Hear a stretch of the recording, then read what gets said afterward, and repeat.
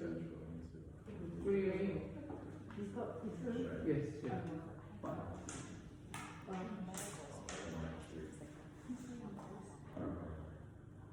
Hello.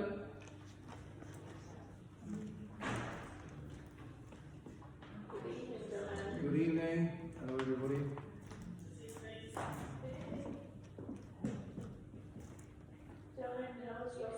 Baruch Hashem, he's making progress. I'm going to make Vanessa Tammy co-host again. No. Good. Okay, welcome everyone. Sorry for slight delay in start. So let's first begin by reviewing last week, and also just to avoid confusion, next week we had a plan break, all right, on the schedule, half term, and that's the week I'm going to Windsor Castle. So we don't have to lose any time. And so we haven't booked for an end of next week. we haven't got one in the original schedule, and I just checked. So It's 3, then a break, then another. But that's the same. You keep talking to us about going to Windsor. There we are. But you haven't told us that we're coming with you.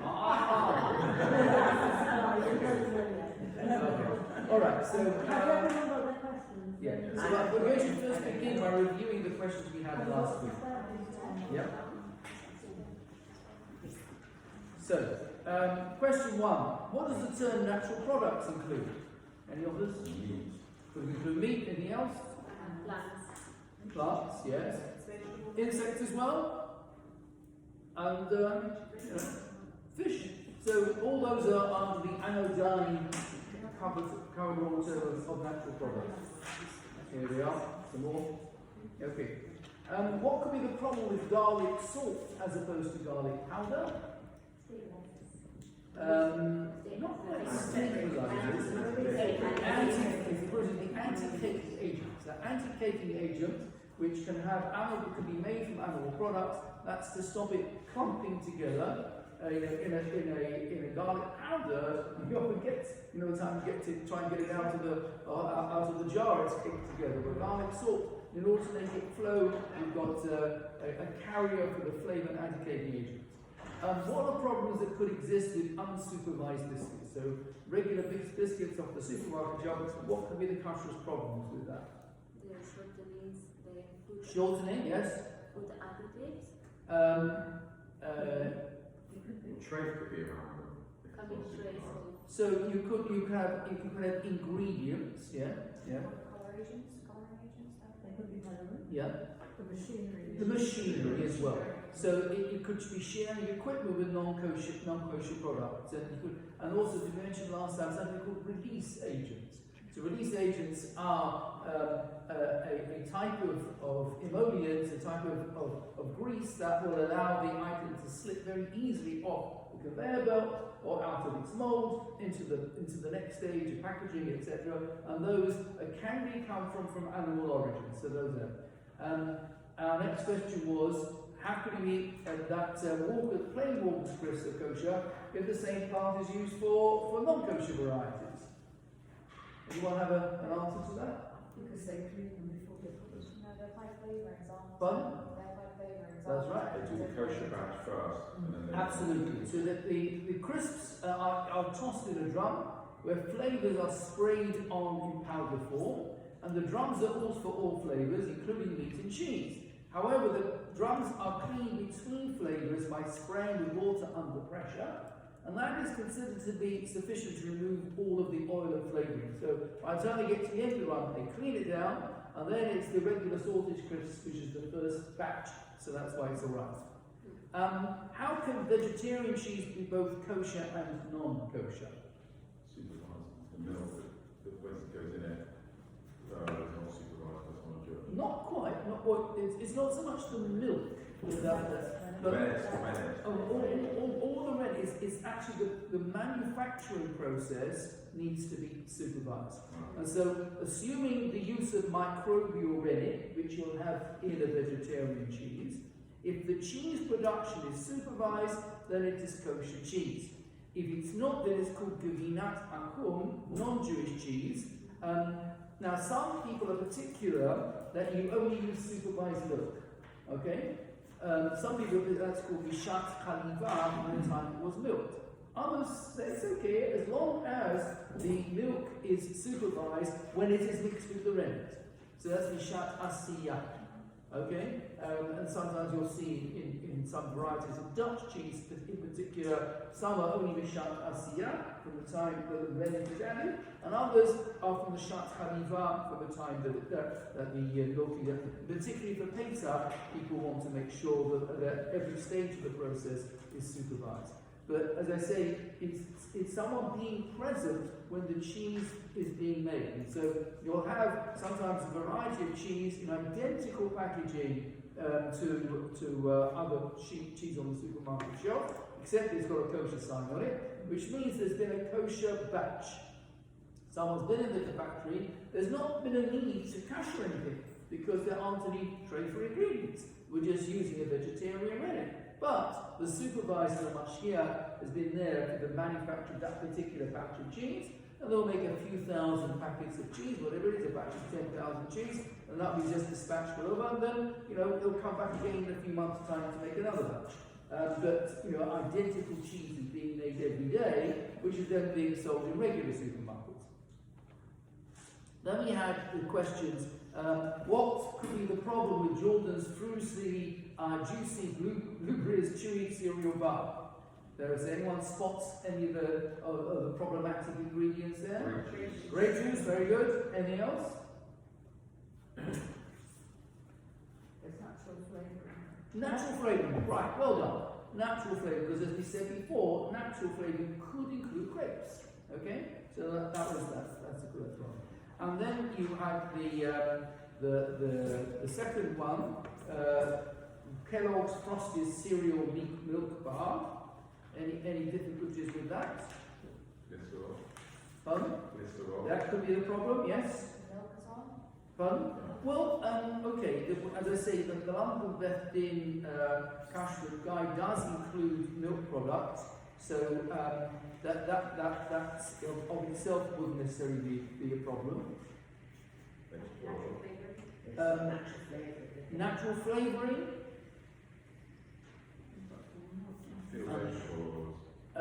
So you've got humectants, glycerol, that could be a kind of orange, and also vitamin D. Sometimes vitamin D can come from animal sources, so that we need to be confident of that. So those are as a review of what we did last week. Okay, now let's move to our session this week, which is entitled Kashering a Kitchen. Shall we give you out the answer sheets? Anyway, why not? So just pass the answer sheet round. So that's from what we just did.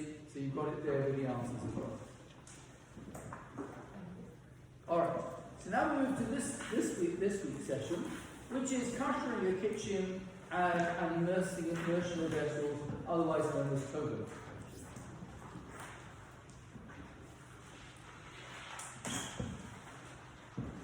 You okay back there? Anyone? Any queries? Fine. Good. Right. Sorry. Yes. I just asked. Sure.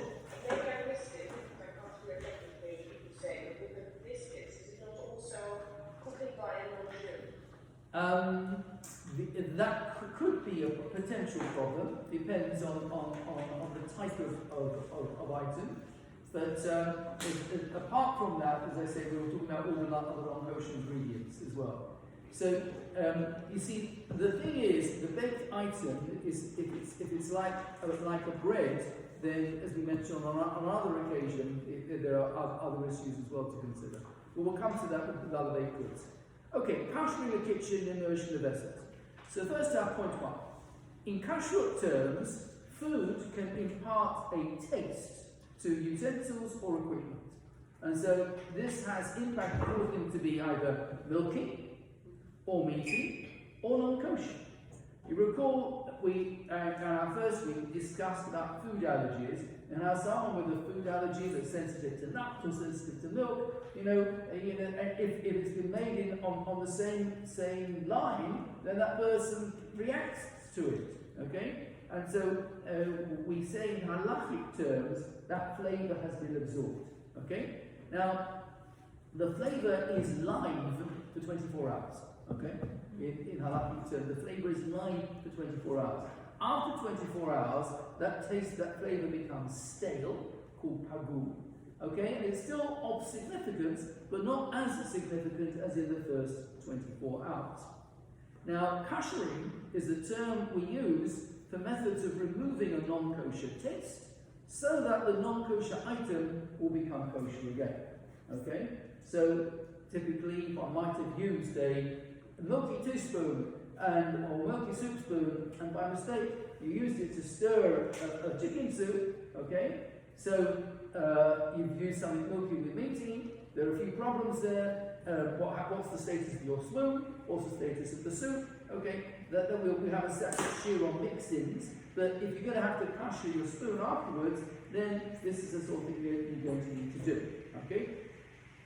It's worth mentioning that, remembering that most problems can be solved. It's always worth asking a sheikh without question. And as we put as the footer to all the pages in this presentation, when in doubt, give us a shout. All right. And hardly a day goes by where not either I or Rachel have received a query on some kashrut matter. And that's basically, it's normal. You can't keep kosher without any questions. That's right. Yeah. If you're not asking questions, then what's going on? Questions are a normal part of kashrut maintenance. Okay. No one is perfect. Things get mixed up all the time. So, especially if you may have staff at home to help you. So, queries are normal. You can text them. You can, there are the Shiloh text lines, or give us a call, whatever. You not ask anyone that. So, it's normal to have queries, and most of them can be resolved. And so, the issues arise in four main areas. One, the challenge of being kosher in a non-kosher home or flat. And sometimes you'll have, a kid at uni, and the only place he can find is a flat shirt. What does he do? What does she do? Or sometimes you've got a kid that's become more dati, and is going back to his parents, and they don't keep kosher. So how can he or she manage? And those are specific kinds of questions we will deal in a personalised way. Or there's the next issue of self-teaching holidays. Then you want to take an Airbnb somewhere and it's not kosher. How do you manage? So we can have a separate section on dealing with that. But what we're going to deal with that today is namely the mistakes that happen in a kosher kitchen, or making the decision to go kosher and upgrade your own kashrut. So what do? We decide, okay, I feel I need to upgrade it. What can I do? And we'll focus on the last two categories, although the principles we discuss are applicable to all. Now, the easiest thing to do, if you want to upgrade your kashrut, whether on a smaller scale or a larger scale, is just call in the pros. Don't worry yourself. We can sort it for you. Just sit back, and someone will come and sort it out. All right? You can, and your rabbi and rebbitzin, a professional kosher Christian expert, will come and do it. We have a rabbi called Rabbi Hillel Gruber. He is one of the kashrut supervisors of the London Beth Din. He's also a rabbi as well. But his specialism is kashering kitchens.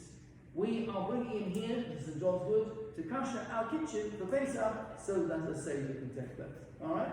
So we've not got a Pesach kitchen here at St. John's Wood Shore, but we've got a regular kitchen. But this guy is going to come, turn the place over, and he will sort it out together with his team, because you need more than one person working in a school kitchen our size, to make it kosher for Pesach.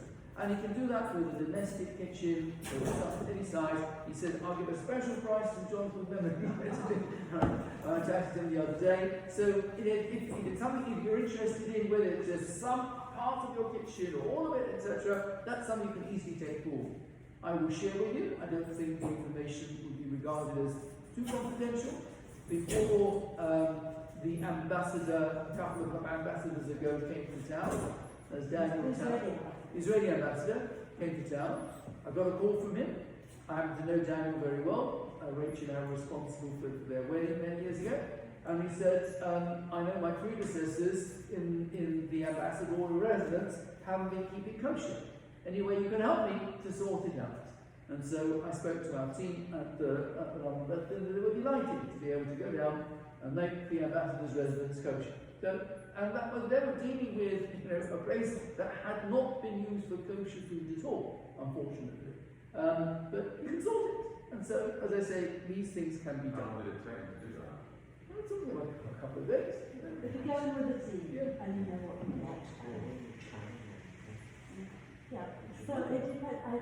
So there are steps before that. If you're not sure about what's going on, you have one of us can come in and both of them say, this is fine, you just need to do that, this is going to need some attention, you might need blowtorch on that, we'll send the guy in and he's got all the equipment to do it easily and quickly.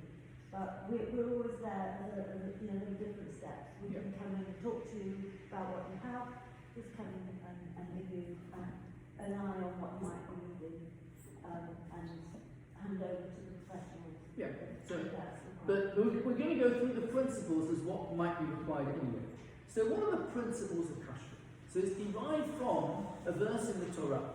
And the context to this verse is that the Israelites were engaged in battle. I'm just looking at the camera now. It looks like a very good view of your back benches, but everything a good view of me. No, it's actually... oh wait, yes, I can see myself. Yeah, that's fine. Great. Yeah. You're in it. Fine, I think I'm in it. Yeah, good. So the Israelites were in battle with Midian, the Midianites, and they had booty. They took back with them lots of gold, silver vessels of various kinds. The question is, can they use them? Okay. Now, obviously, if it's a piece of jewellery, then it's one thing. But if it's a pot, if it's a knife, etc., what about that? And so, the law, which is then promulgated there, so Elazar Cohen said to the soldiers against the battle, this is the Torah decree which Hashem commanded Moses. Only utensils of gold, silver, copper, iron, tin, and lead. Anything is used with fire, you must pass through fire and it will be purified. So point one, if it's like, for example, we've seen asterisk, so you take your boar and put it on a spit and put it in the fire, etc. So if you wanted to kasher that spit, since it's been used in fire, you need fire to kasher it, okay? And however, it must also be fit with purifying water. What does that mean? That in addition, and this is something we'll come to in our second section, is that an item that is of non-Jewish origin, before you can use it in a Jewish context, it needs to be immersed in the mikvah. Alright? It's like a conversion, in inverted commas, for a pot or a knife. Okay? So the item needs first the cleansing process, which is, if you like, dealing with the forbidden material it might have absorbed, and then the purifying process, ritually, to elevate it suitable for Jewish use.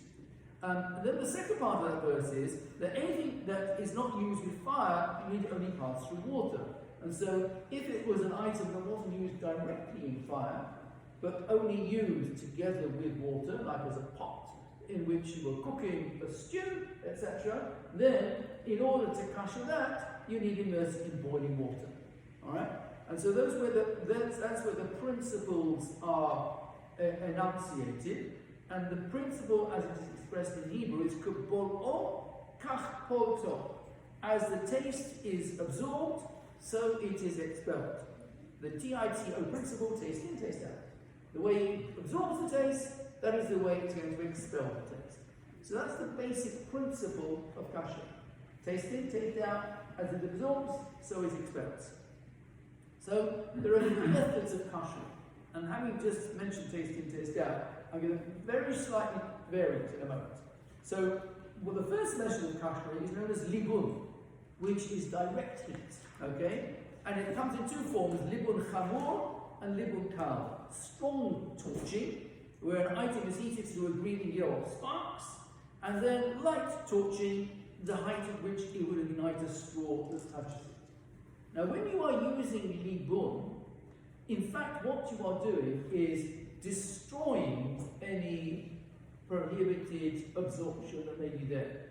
You're destroying it. And so it's going in the flame, and any trace of food that may be absorbed will be destroyed. That's what libun does. as opposed to hag Allah, the next one, which is immersing in boiling water, which is expelling the absorbed flavour. So when you put it in boiling water, a flavour that was absorbed through boiling, through cooking, will be expelled into the water.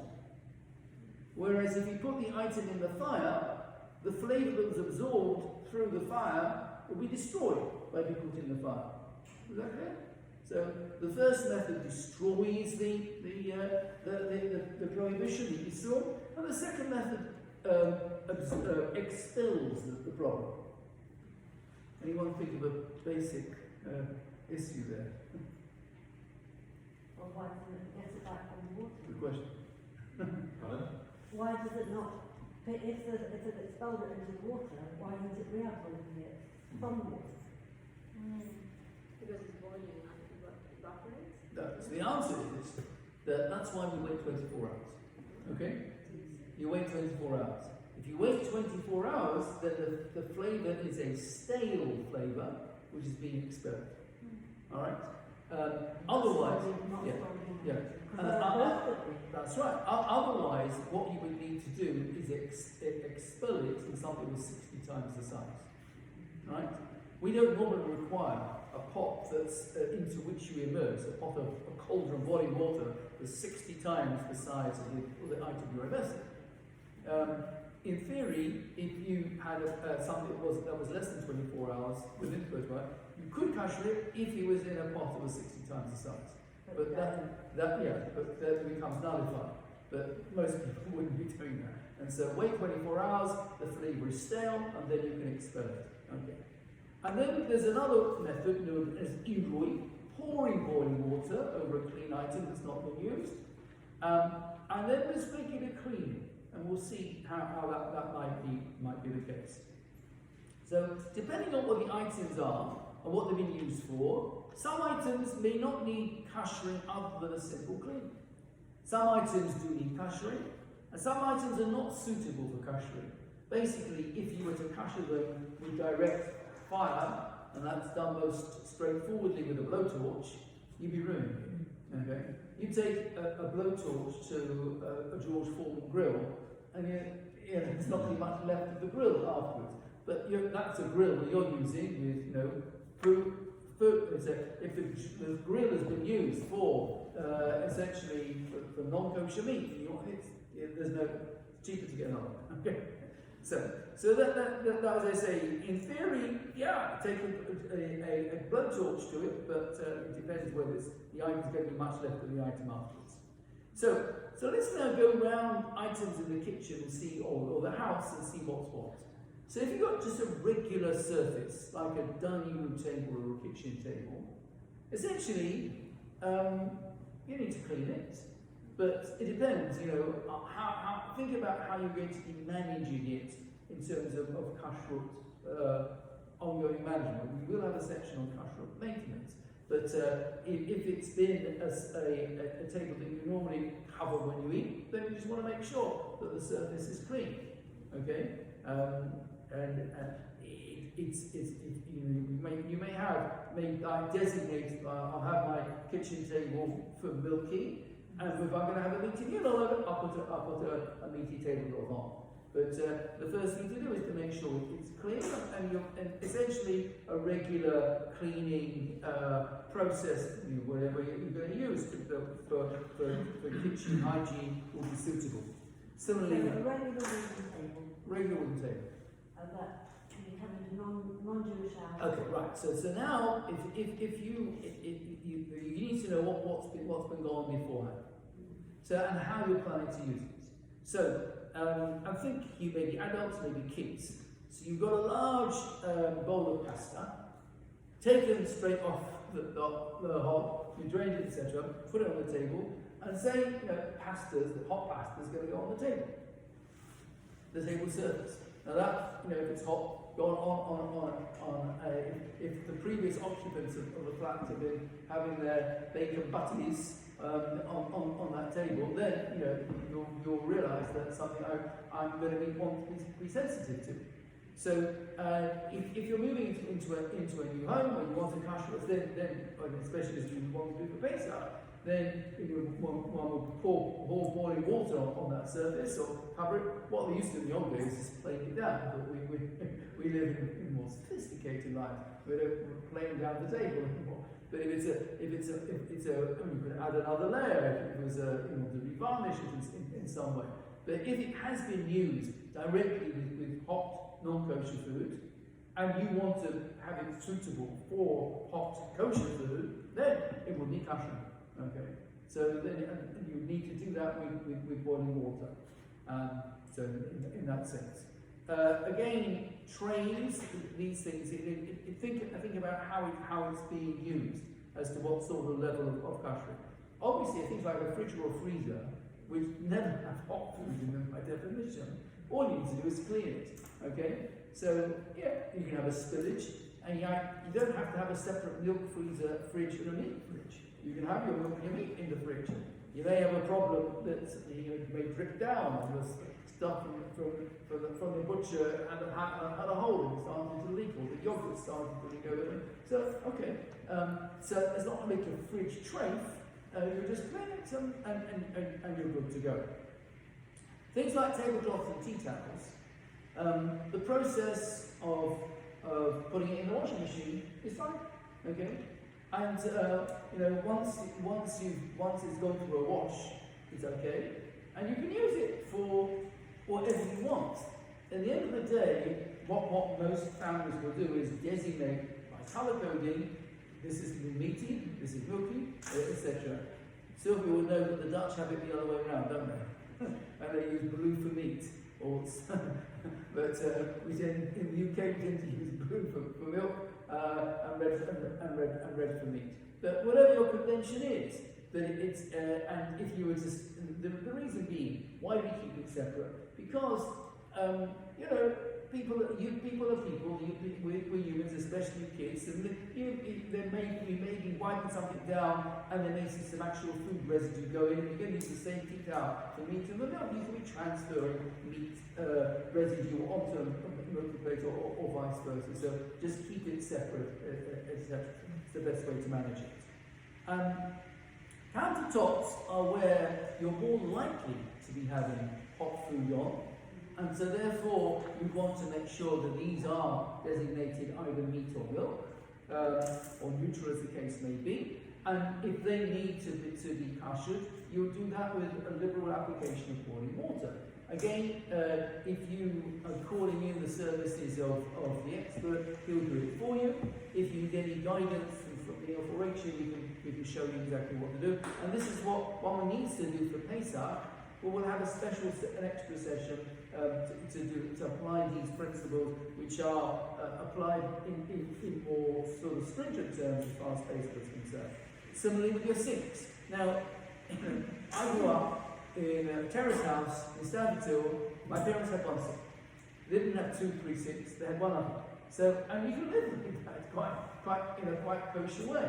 So, if you only have one sink, then you keep it as a non-kosher sink. And what you do is you have a rack. A washing up bowl, which you put on a little rack and etc. You keep it out of the way.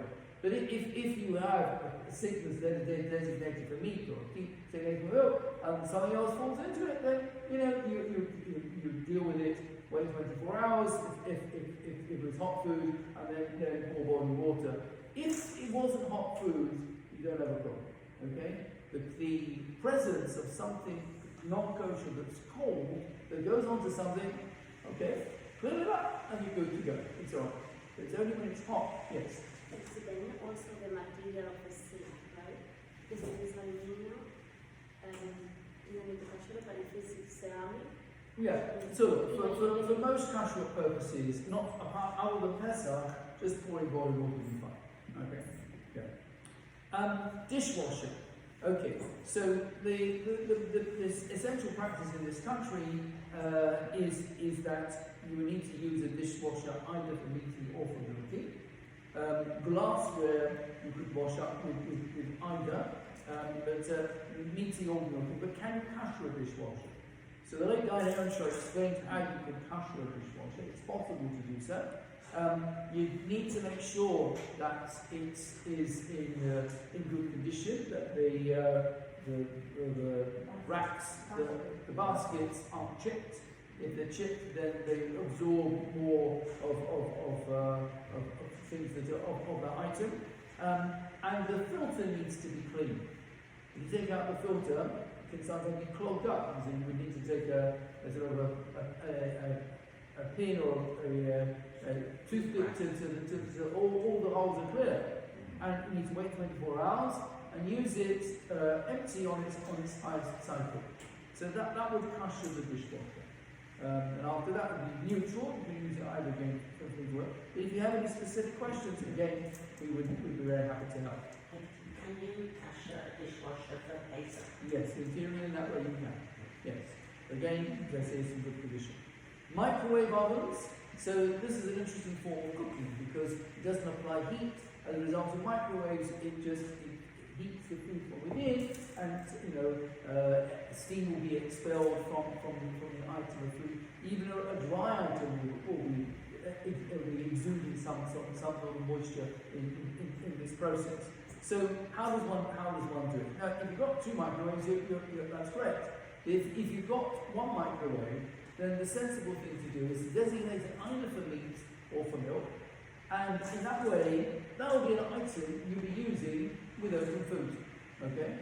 So if you like to have your pizza, then you heat it up, then you could do that straight away. If you wanted to use it then for meat, then you could do so, but you need to ensure that the microwave is clean. Okay, there isn't any food residue around, and B, that the meat item would be covered. You can't use it if it's uncovered. But no, it would be enough with a single wrapping if it's covered, and a separate base too. If you wanted to use it uncovered, I'm about to come to that. So you've got your glass tray at the bottom of the microwave, glass plate, and you always perhaps offer people a piece of kitchen roll on that first. It just helps to catch any spillages. So you would need to change that if you're going from milk to meat. Okay?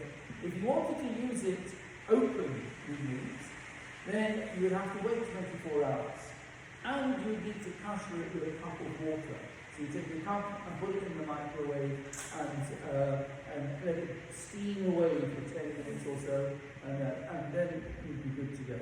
But it's much more sensible just to desiccate one. If it was more you need one cover or one cover? One cover will be enough, but I'm going to come to your point about a double cover.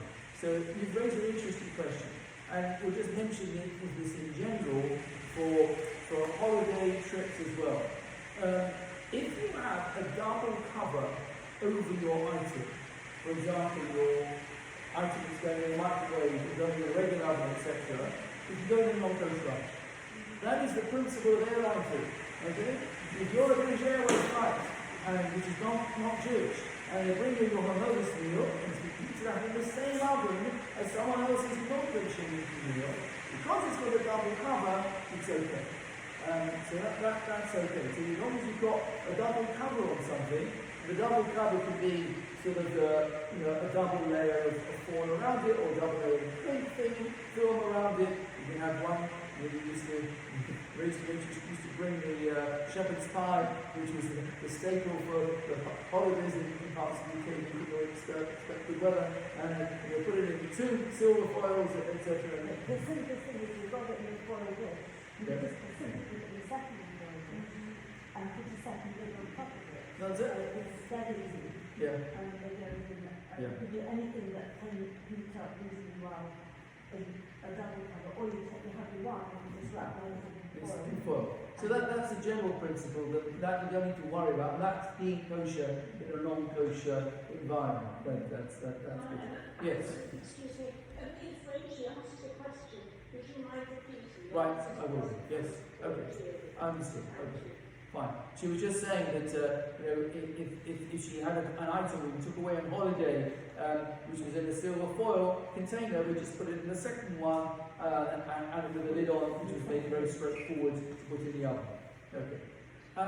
Cutlery, and you know, you've got knives with handles, etc. So sorry. Cutlery in general. So you would put that in boiling water. Leave it 24 hours, put it in boiling water. If it's got a join in it, it is just simply for the purpose of sorting out for the meat to milk or milk to meat, etc. That's okay. You just put it in boiling water, and that's all right. Pesach is another matter where we're concerned that some chametz might have got absorbed in that join. But for meat and milk, that's all right. Simply pot. Pardon? Yeah. Yes. So the boiling water, yes, Rich is quite right. Explain this boiling water process. So what happens is in Haggadah, I mentioned earlier, yes, just go back to B. Immerse the clean item that's not been used in 24 hours in boiling water that is bubbling. Alright? Let's say that again. So the clean item that's not been used 24 hours is immersed in boiling water that is bubbling. So the water needs to be bubbling away, and then it's customary to dip the item in cold water. So if you're doing a number of items, then after a couple of minutes the water stops bubbling. So you've got to make sure I put the lid back on again, comes to boil, etc. Now I've got a special pot I use for Kashering when it comes to Pesach. I just know from experience, as I say, you've got to make sure it's keeping to on the boil. Again, if you call in the expert, you have his own pot, and he'll do it for you without any difficulty. As it's customary to dip the item in cold water after Kashering. So if you've got cutlery, etc., and it needs to be boiled up, then this is what you need to do. And the same for pots. And so if you're wanting to kasher a pot, then you've got to immerse it in a pot that's bigger. Alright? What if you haven't got a pot that's bigger? There is a way of doing it, but it's messy. So the way you do it is you fill it to the top with water, you put it on the boil, you put the lid on, okay, and wait until it boils over, okay? And you have to make sure if you're using a gas hob, it's not extinguished the gas. I speak from experience. Then we'll do it again, having turned the lid upside down. Because you want to get the other side of it. But you see, if it's overflowed, then it will kasher the sides at the same time, if it is not bothered. But don't experiment with these things. Okay. Caution. Health and safety. Health and safety is very important. And as I say, the expert, Rabbi Gruber, will have his own kit and come, he can do it all for you, etc. Or if there's anything you'd like to be able to do, then we can certainly assist. Knives. So a regular knife can be kashered in that way. Some of you may have referred to, and Simone did make a reference to it earlier, about planting knives in the garden. What's all that about? We had a flower bed of knives. Alright, so let's explain, let's get some clarity here. So the Talmud mentions that a knife that was used to cut an item cold, so say for example it was used, a kosher knife was used inadvertently to cut some non-kosher meat, alright? And so this is kosher. So simply washing, you say, oh it's cold, just wash it. Okay, because we mentioned before, it's only going to be a problem if things are hot. But no, because of the pressure of cutting something, to which there is a resistance, then things can get absorbed.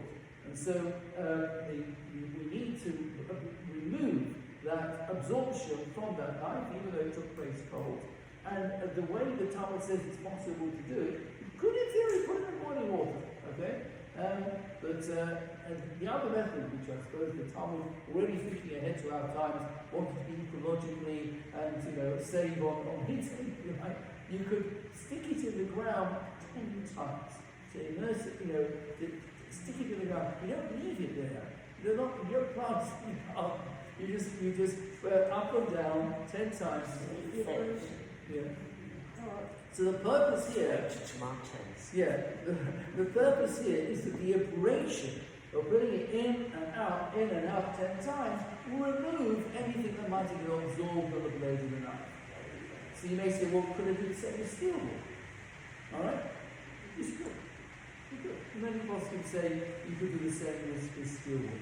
And in fact, coming back to our early discussion about water's crisps and the like, many Kashrut authorities accept that the modern detergents that are used in the food industry to clean equipment are so powerful that they're as good as this repeats out process.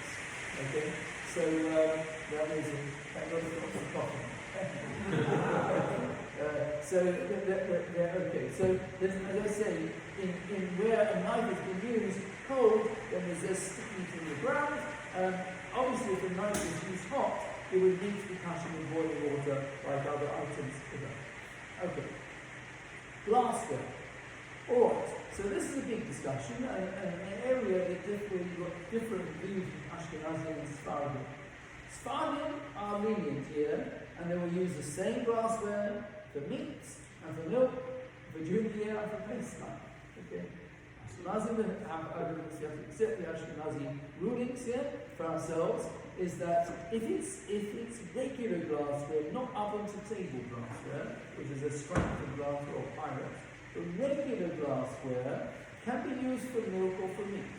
And so you don't have to have separate milk drinking glasses that you only use for milk or anything. If glasses can seem to be something that's hard and not absorbent, and simply washing it will be okay. Alright? But nevertheless, it's still sensible to keep things for milk and for meat.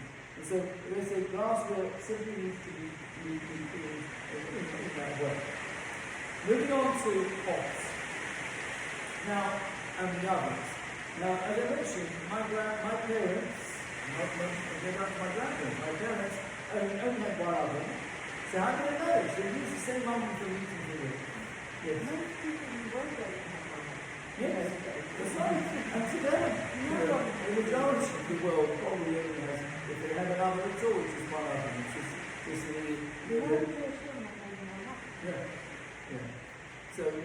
So what can you say about it for heating the milk? So the answer is that since an oven is a larger space, okay, and anything that could be absorbed into the walls, if you heat up the oven for half an hour before you use it, then that will expel and destroy anything that's going there. Obviously, if there's been spillages, okay, so if the pizza has dripped, okay, then that needs to be removed and cleaned.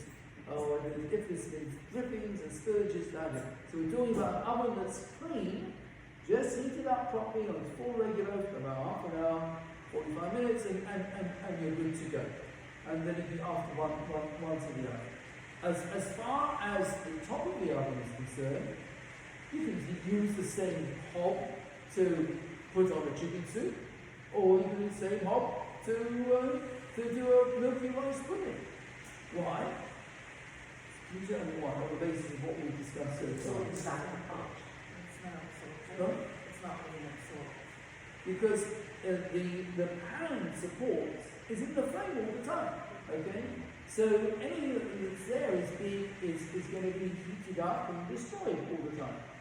Now, it's true that you could have spillages around, okay? You tend not to be eating from that bit. But that becomes relevant for Pesach. We want to make sure there's no possibility that in a small amount that could be around.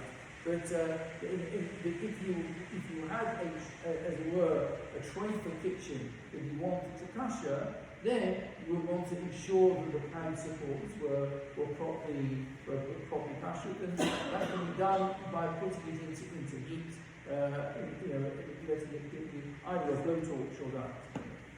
Now, there are The question to just have the flame on. yeah. So if you have the flame on, and one way of doing it, if you have the flame on, put a blech over it, and that spreads the fire around, and that kashes everything. But I give particular guidance for individual circumstances. Now, you've got self-cleaning ovens and you've got pyrolytic self-cleaning ovens. What's the difference? So the pyrolytic oven actually goes up to a very high temperature, and if you put it on a pyrolytic self-cleaning cycle, that's good enough for Pesach.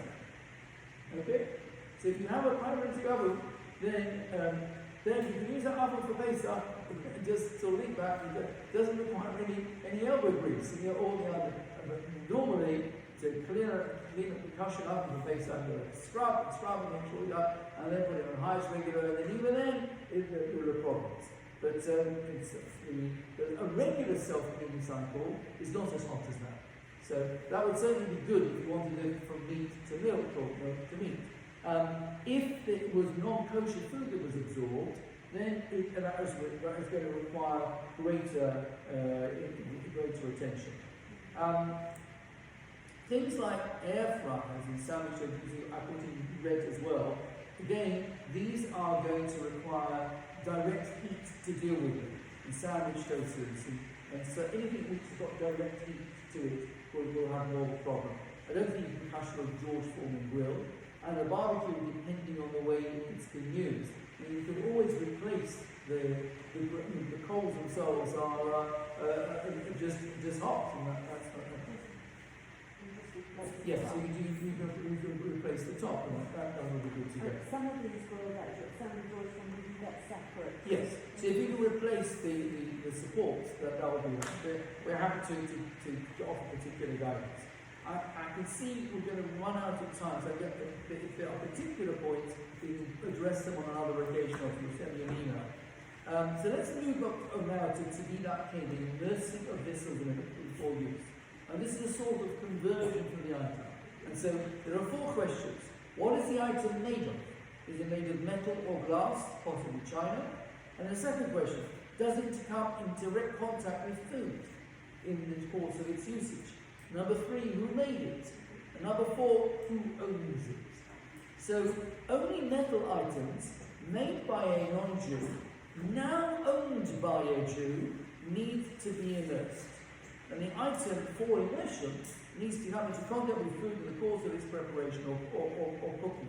And so if it's only used like a bottle opener, okay, it doesn't need Toyvelling. Okay, a tray doesn't need Toyvelling, right? So it's not used in that way. And the item needs to be owned by a Jew. And so if you are borrowing it, someone else owns it, you don't need to immerse it. We had this in practice during COVID, when it wasn't possible for people to make use of a cleaning mikveh so straightforwardly, and you wanted to buy a new knife, and you didn't have the opportunity to immerse it in mikveh. So what people did is that they could declare it odorless in the presence of 3 people. We had this a few times in short. And then they were using it wasn't theirs or it was someone else's, so that was the possibility. Restaurants, do they immerse all their stuff? So think about it. If you go to a restaurant and you're served a meal on a plate, whose place is it? It's the restaurant's plate, it's not your plate, okay? But you are, as it were, rinsing its use, if you like, okay? So you're allowed to rinse an item for use. It's not yours. And so since in that way the restaurateur is allowed to make use of items that may not have been immersed in a mikveh. We immerse metal, we immerse glass, and many immerse glazed china without a bracha. If you do, it's not a bracha. Some people don't remove them at all. Items not required to do that are trays, pan supports, oven racks, fridge and freezer racks, openers, bread bin, vegetable racks. The oven rack, if the oven rack doesn't come into direct contact with the food. If you regularly would be wanting to put, say, in the oven on a tray, just directly into the oven, then that might cause a problem. But if the majority of the time you don't, it wouldn't be an issue. But you know, if an item is going directly into like the number publisher, yeah. What about electrical appliances? So you've got the toaster. What rubber am I supposed to take to the toaster with all its electrics and plug and don't get in the mikveh? So at the end of the day, experience has found that apart from the plug, you just put the rest of it, put it in, you let it dry for a few days, it's good to go. It's okay.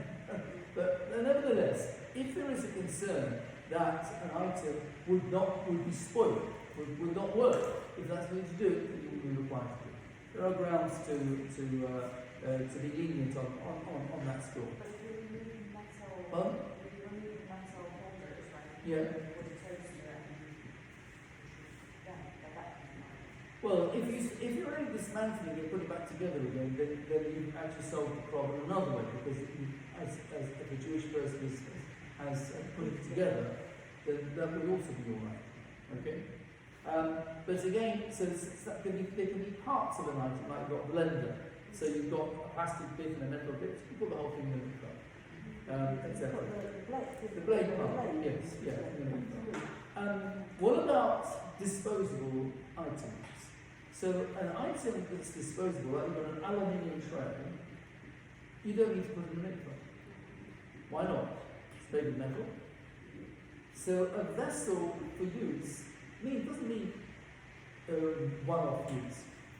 The concept of a disposable item was unheard of 100 years ago, and certainly a few thousand years ago. Why should you be wasting something like that? An item that you're using for a pot for food and you'd be throwing it away after use would be bizarre and meaningless to the ancient world, and even to our grandparents, etc. Why would you be doing that? And so it's not a vessel that if it's going to be thrown away. Second, if it's made of aluminium is not gold, silver, copper, tin, lead, etc. It's not one of the 6 metals there. So it's an interesting discussion that when other metals were discovered for use, the question is, well, are they also included in the category of Kashering and Toyvelling? So most authorities say you should do it, because it's a metal you can use like other metals, but they would say its requirement is rabbinic rather than necessarily biblical. So on both fronts you've got only a rabbinic obligation, and it's only for temporary use. Even says Rabbi Feinstein, using it twice or 3 times, it's still okay. Not intended for permanent use, and that's where the best is, something that you use for permanent use. And therefore, we routinely buy our silver foil containers and use them, a couple of times before they're no longer suitable, and that's okay. It doesn't require total. I once had a question from a camp, and they were thought they had to toy with their paperware before it's disposable. And anyway, paper, wood, stone that doesn't need to be immersed at all. What's the procedure to do that? So the item needs to be immersed in a kosher mikveh. All right. The item should be clean. The label should be removed, unless you don't mind the label. You want to have the label on, and you make the bracha Asher Kirishan Mitzvah Tzivan Al Tzivilat Keilim, if it's a single item, or if there's more than one item, Al Tzivilat Keilim. And the bracha is made, blessing is made if you're immersing a metal item or a glass item. If you're immersing other items, then it's like China, it's just be done without a blessing. And immerse the item completely once. Unlike Kashering, which can be done in parts, to the must be complete. Can you think of a reason why? Why should Tzvilah need to be complete, whereas Kashering can be done in parts?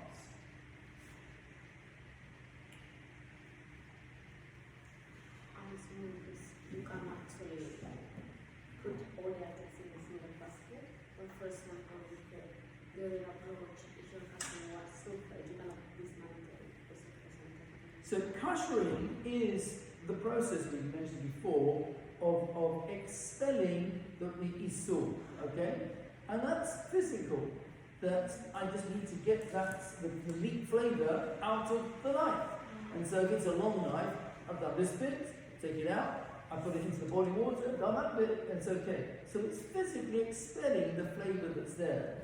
Whereas Toyvelling is a spiritual process in which complete immersion is needed.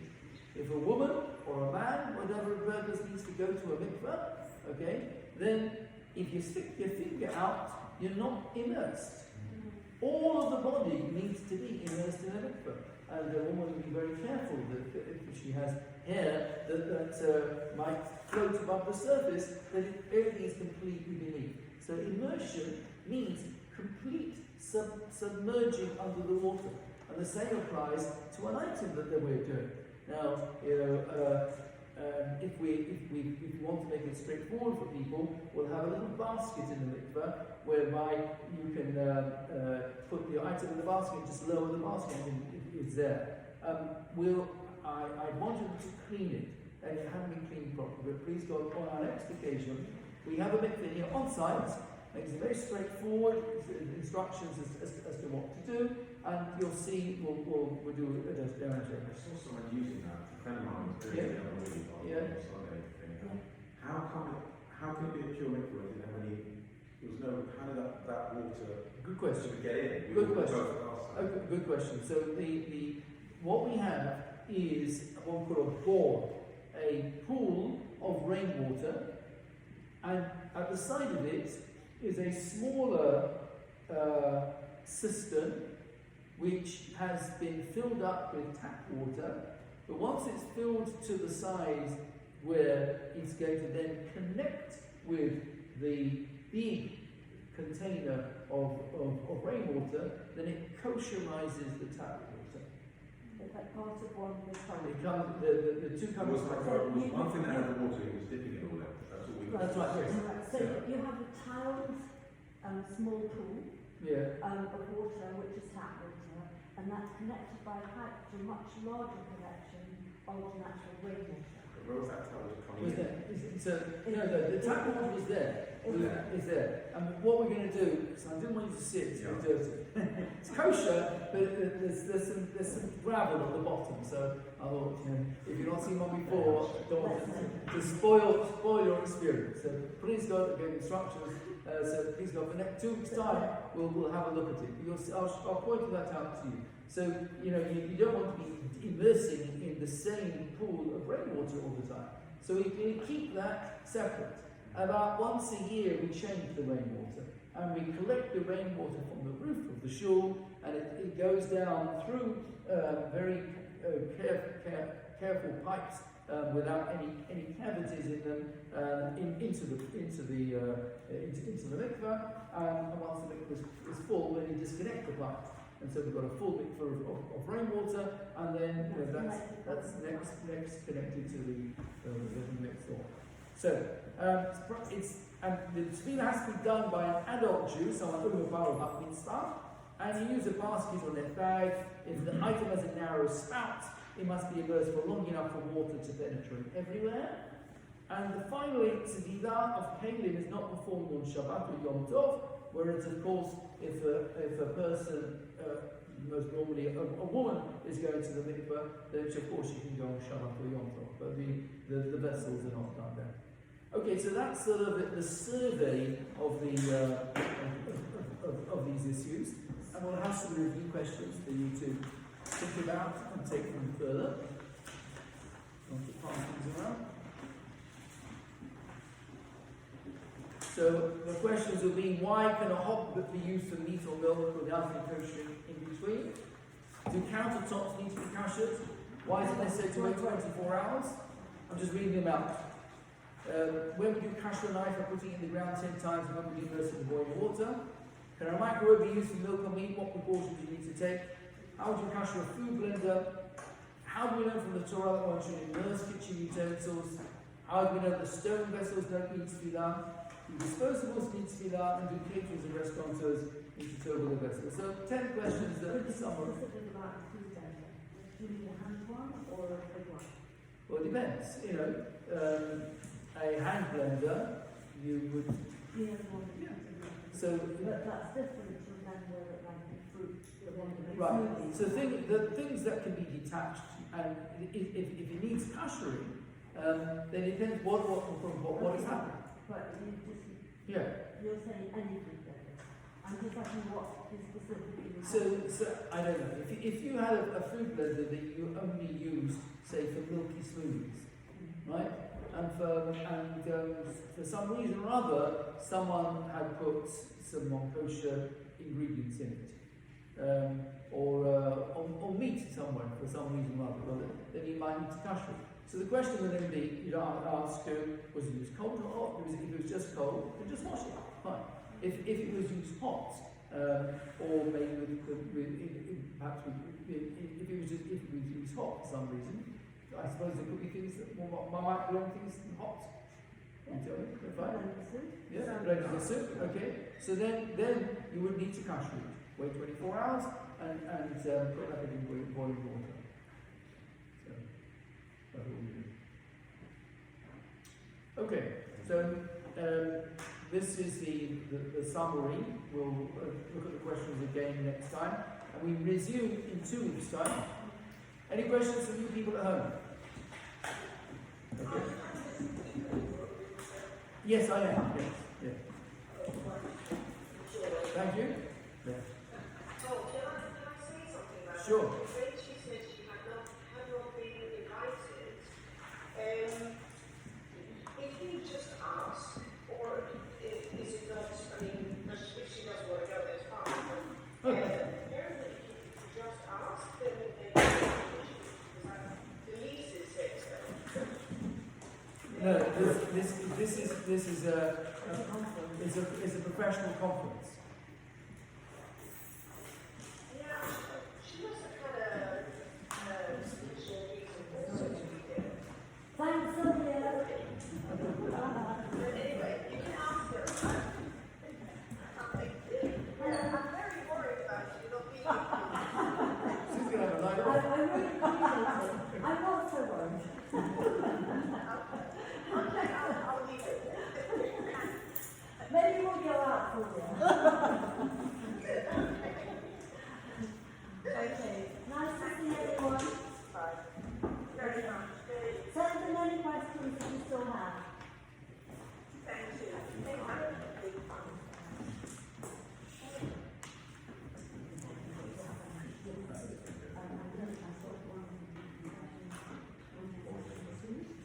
I've got a question. Yes. Any difference between gas and electric pots? And ceramic. The ceramic holes, yeah. Induction holes. There's a whole. So I could give a whole shiur on Kashering. Because I've used electric. Yeah. And I've got no This furnace. is Section 2 and section 1. I haven't got the There's a lot of good material online that gives you detail. Like you just Google Kashering hot, and you'll find the H website, the Chabad website, and the Din online website, all very clear. But if you want some more specific instructions, I'll prepare it for you. I gave all my special jams fascinated. Right. To try and come to Yeah. So for during the year, there I was mean, such a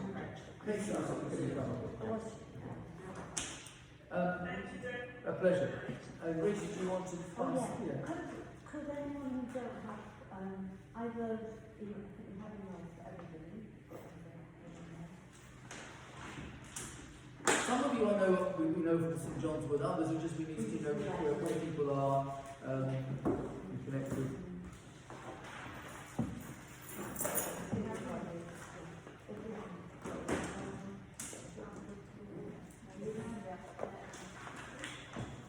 Thank you so much. My pleasure.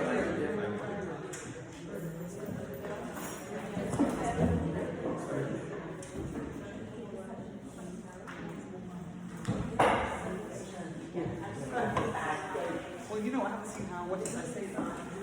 Well, no,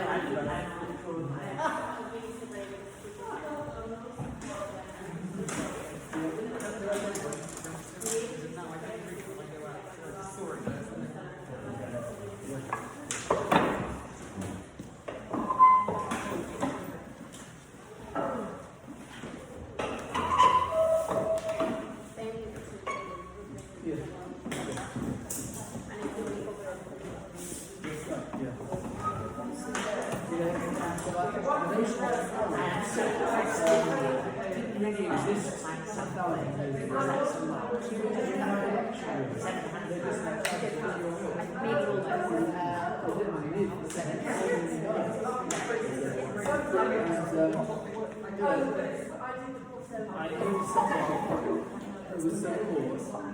He just said one side. He used it one side for me. I'm really frustrated. I go to the rest of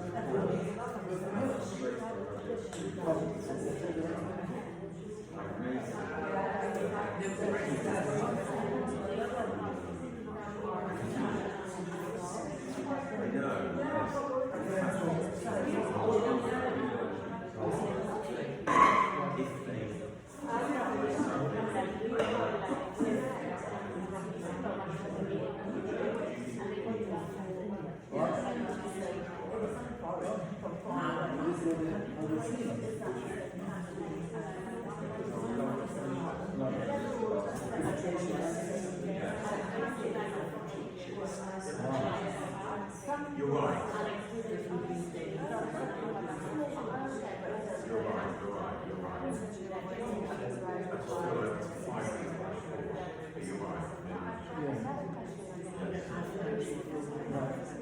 There are people that are searching it and well, which I'm sure you're going to come to.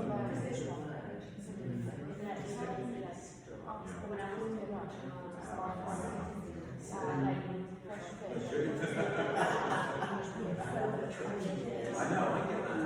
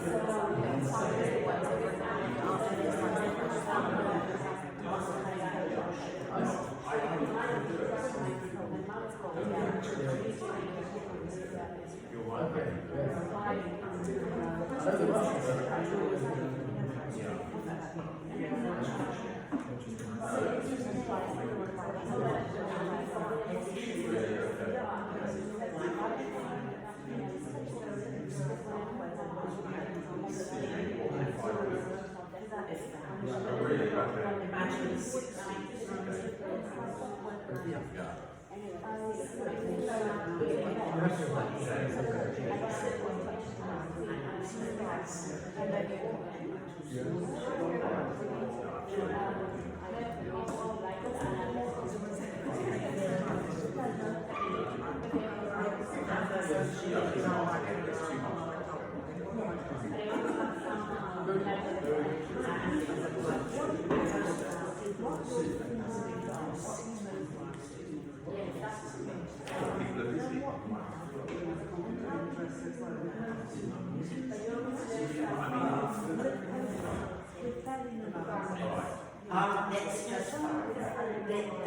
stop and change this life. No, I apologize. Yeah, I want to finish the school because I love it. I was off this crash course, but then Simona just explained to me that these are very frequent, these crash courses. So it's fine. Okay.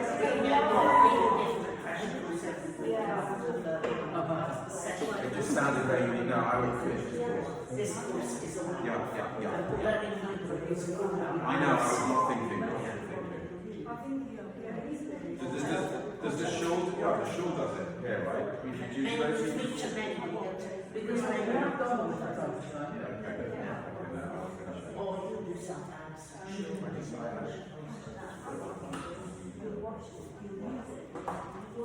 Well enough.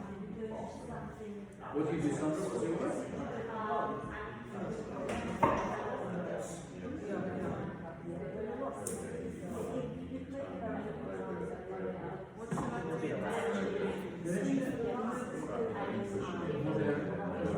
That's too much. It's a big ask. I don't want to start doing that. Keep it. I always say never change things. Keep it. You're right. You're right. You're right. You need to keep the fruit. You're right. Yeah, Jane, you're over 25. Did they give you compensation?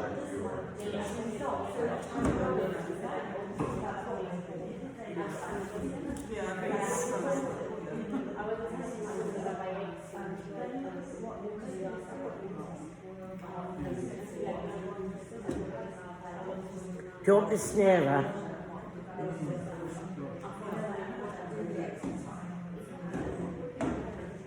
Yes, someone else just mentioned it to me. We ought to turn it off, yes.